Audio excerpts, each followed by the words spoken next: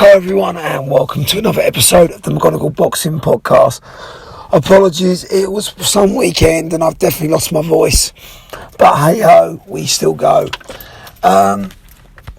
Just really wanted to touch base on what next for Usyk and Joshua.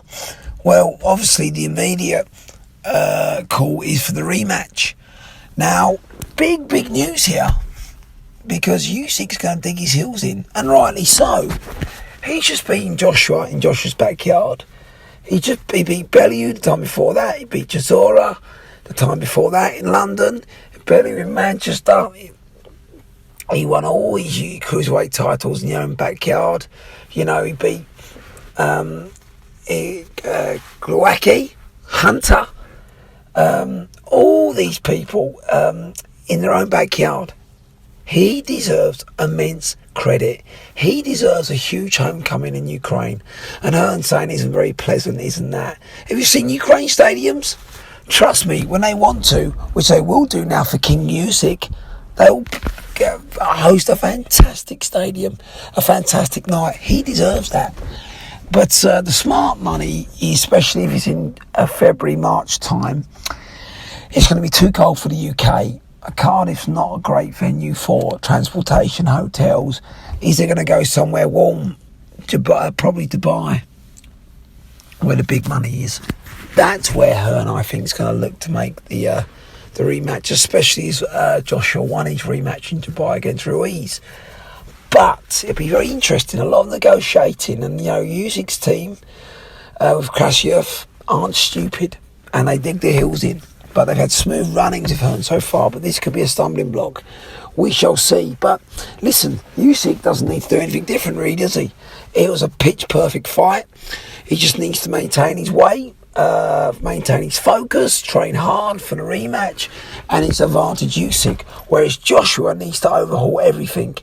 I've heard some really good insight the last couple of days saying there's too many chefs in the kitchen, too many voices. And that was the case ringside on Saturday night. He had 4 men in his corner giving him all kinds of advice. And at one point,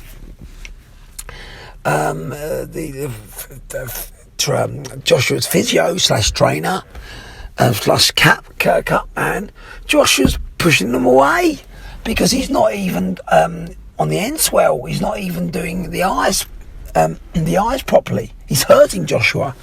So you have to wonder how qualified, apart from McCracken, are Joshua's corner. He needs to make some serious changes. And is McCracken the right coach for him? A lot of people, and I agree, are saying no. He's very stiff, very European, coaches the amateur style, the point scoring system. But of course, that's not favouring Joshua, who's a big, muscular guy, can't move like Usyk. Ironically, McCracken would be a good fit with Usyk. But Joshua isn't that specimen. He can't move like that. He hasn't got the skills like that. So you go with what he's got. You turn him into a wrecking ball like Tyson was. I'm not saying he's Mike Tyson, but Mike Tyson didn't try and outbox people, did he? He played to his strength. And this is what Joshua needs to do. He's got superior size and strength. He needs to go back to being the wrecking ball. And you know what? If it doesn't win, if it doesn't work, well, so be it. It's a lot better than the alternative, trying to box Usyk and get absolutely schooled and very nearly stopped in 2 rounds. In round 7 and in round 12. Go for it. Use your size. Go back to the old AJ. Before Klitschko. Klitschko, I think, took his soul more than Andy Ruiz did. I think that Klitschko fight showed Joshua. If you look at that, since then, Takam, Parker, the 2 Ruiz sharp fights, even Pulev, tentative, passive, second-guessing, caught between a boxer and a fighter.